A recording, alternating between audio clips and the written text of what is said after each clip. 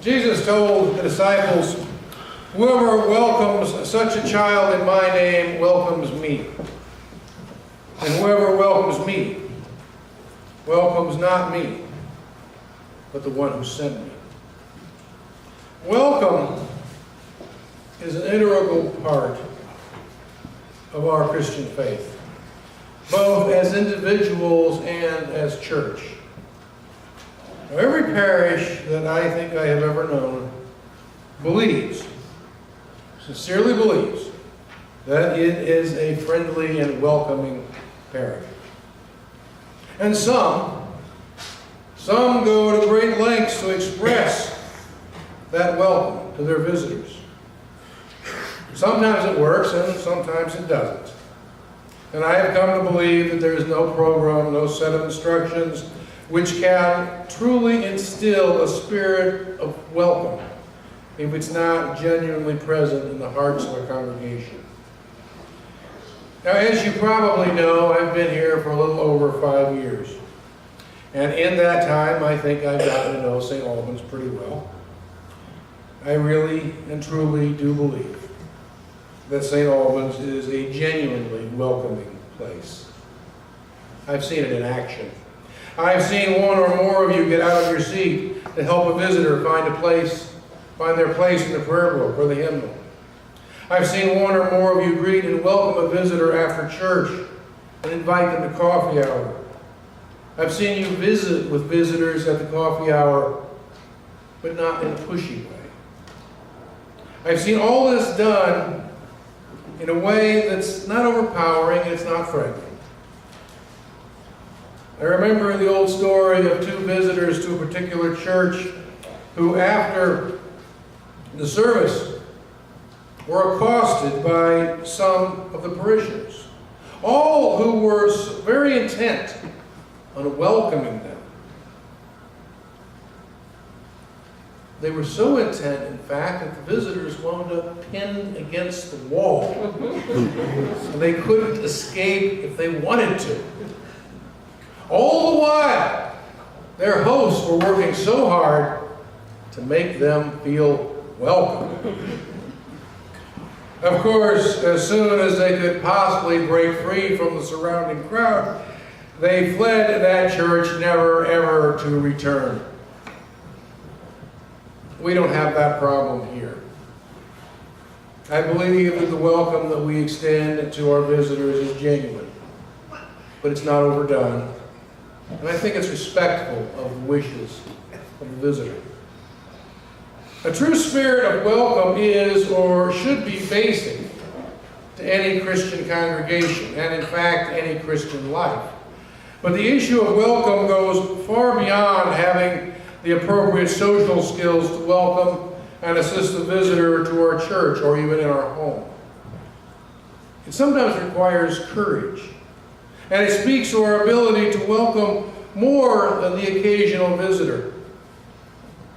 It calls us to extend our welcome to the inconvenient man, spoken of in our lesson from the Book of Wisdom. The inconvenient man is inconvenient, not because he's a visitor or a stranger, but because he speaks the truth to us. He speaks inconvenient truth, which we really just don't want to hear. By the way he lives, he calls us to question the way we live. By the righteousness of his life, he causes us to see the wrongness of our own. The inconvenient man of wisdom is a foreshadowing, a prefiguring of Christ himself. As Christians, we are called to welcome the inconvenient man and his inconvenient truths into our lives. Not so that we go around feeling guilty or inadequate, but so that we can learn from his wisdom, which of course comes from God above. Our lesson from the letter of James speaks of that wisdom from above. It is pure and peaceable, seeking only goodness and harmony. It is gentle, and it doesn't insist on having its own way. It's merciful, produces only goodness without favoritism, without hypocrisy. This is the wisdom from above, and it is the wisdom. It is the wisdom of the inconvenient man. Jesus is the inconvenient man because he speaks wisdom to the foolishness of this world. Jesus is the inconvenient man because he speaks forgiveness to the vengeful heart. He speaks love to quell the power of hate and division. He speaks peace to reconcile conflict. And ultimately, Jesus, the inconvenient man, speaks life to death by his cross and resurrection. Jesus is the inconvenient man who lived an inconvenient life, a life dedicated to the service of others, even giving his own life for the life of the world. Jesus is the inconvenient man who calls us to follow his example, not because it's convenient or because it's easy, but because it is the way of salvation. By virtue of our baptism, we are called to be a people of welcome, of hospitality, even when those virtues may seem to be out of style, out of fashion.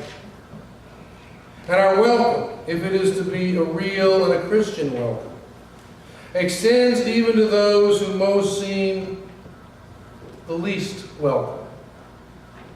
The stranger, the foreigner, the poor, the lowly, the marginalized, the stranger, the unchurched. Because in welcoming them, we welcome Jesus himself. And in welcoming Jesus, we welcome the Father who sent him. To God be the glory now and forever. Amen.